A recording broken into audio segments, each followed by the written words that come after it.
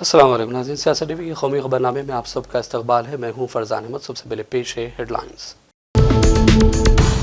NEET UG इम्तिहान के निज़ाम में बड़े पैमाने पर तब्दीली का मुतालबा, स्टैंडिंग कमेटी ने की सिफारिश। राम मंदिर मामले में मुलाजिमत के लिए कई लोगों ने दी रिश्वत, नजराना चोरी मामले पर पूछताछ में हुआ इंकशाफ। मणिपुर में एक बार फिर तशद्दुद, 20 मकानात नजर आतिश, सरहदी इलाके में सिक्योरिटी फौज को किया गया तैनात। फिर नफरत और तशद्दुद की आग में 20 घर राख हो गए। मणिपुर में ताज़ा कशीदगी पर राहुल गांधी का इजहार फिक्रमंदी। इंतफाक क़याम अमन ज़रूरी है, 100 लीडर्स ने लिखा खतूत, पाकिस्तान के लीडरान भी शामिल।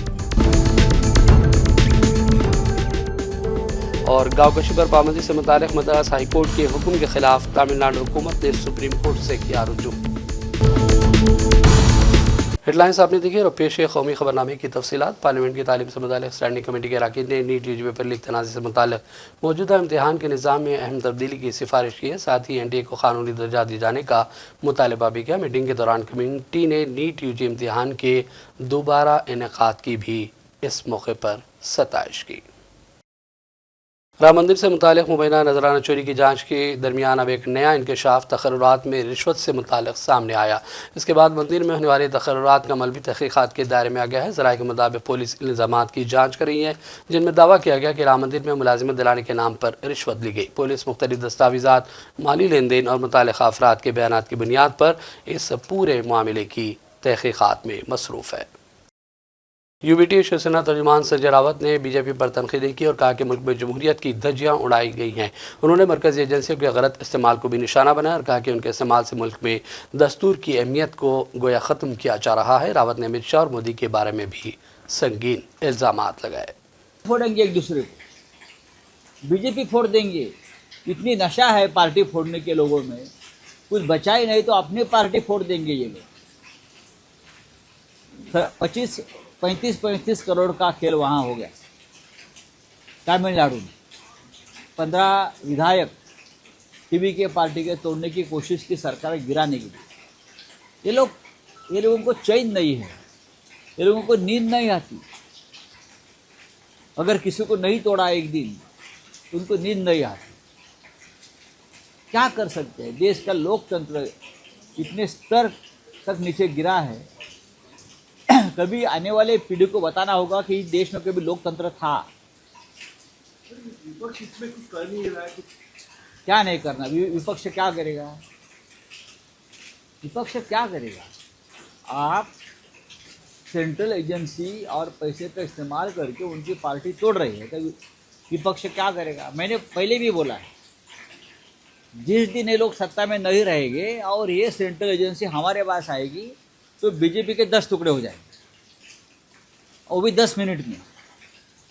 वो भी 10 मिनट में एक भी पार्टी नहीं बचेगी। ना शिंदे बचेगी, ना अजित पवार गुट बचेगा, ना BJP बचेगी।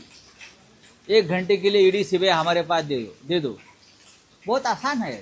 करप्शन बिल आ रहा है जिसमें PM और PM दोनों की हिरासत में लिया जाएगा। क्या लगता है कि ये राजनीति होगी? उससे पहले PM जम्मू कश्मीर के डोडा में बादल फट पड़ने से तबाही मच गई है। बड़े पैमाने पर बागात और जायदादों को नुकसान पहुंचने की इत्तलात है। ज़मीन खिसकने के वाक़यात से अहम शाहराहें भी बंद हो गई हैं।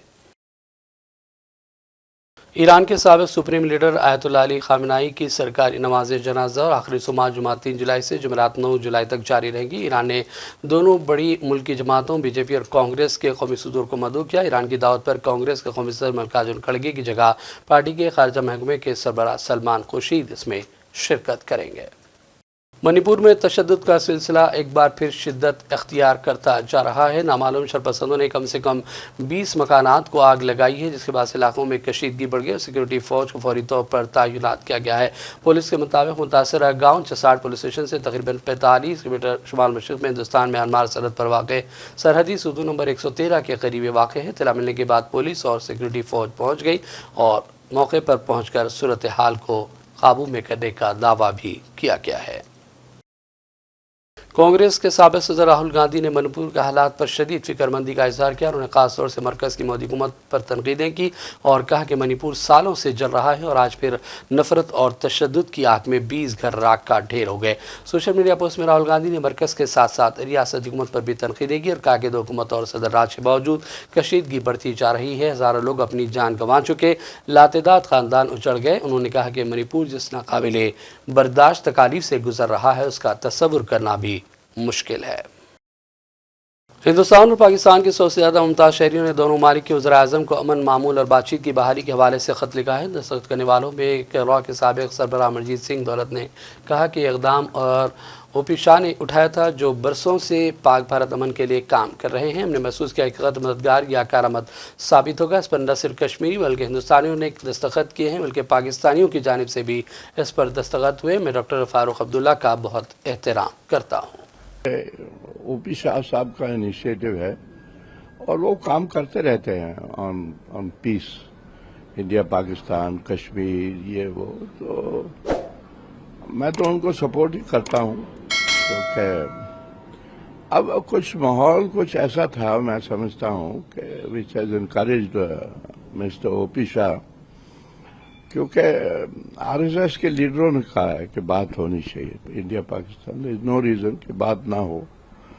तो ओपी शाह साहब ने कहा फिर हम अगर चिट्ठी लिखवाते हैं ओपन लेटर, मैंने कहा लिखवा दीजिए, उसमें क्या है, कौन है कौन। तो उसने कहा कि डॉक्टर फारूक अब्दुल्ला हैं। मैंने कहा फिर ठीक है, फिर मैं भी हूँ, आई गो अलॉन्ग। तो मैंने साइन नहीं की है चिट्ठी, but I am very much a part of that letter, I am not disowning it. तो ठीक है, I am with Farooq, I am with Mirwaiz, I am with Mehbooba, I am with all the Kashmiri leadership, because Kashmir ही को सहना पड़ता है जब कभी इंडिया पाकिस्तान की आपस में झड़प हो, तो वहीं होता है, तो कश्मीरी बेचारा मारा जाता है। इसलिए इट्स नेचुरल कि कश्मीरी चाहते हैं कि अमन हो, बातचीत हो, हमारे बारे में भी कोई सोचे। मैं नहीं कहता कोई कश्मीर के बारे में फैसले की जरूरत है, कश्मीर तो सेटल्ड है, उसमें कोई हमें कोई वो नहीं है।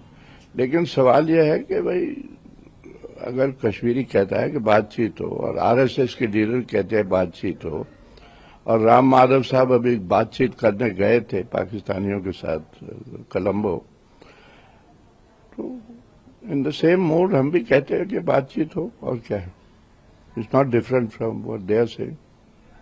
सर आप कहते हैं बातचीत हो, लेकिन सवाल ये है कि जो पहलगाम में जो अटैक, क्योंकि आपने ये सवाल आपने आरएसएस लीडर से पूछा।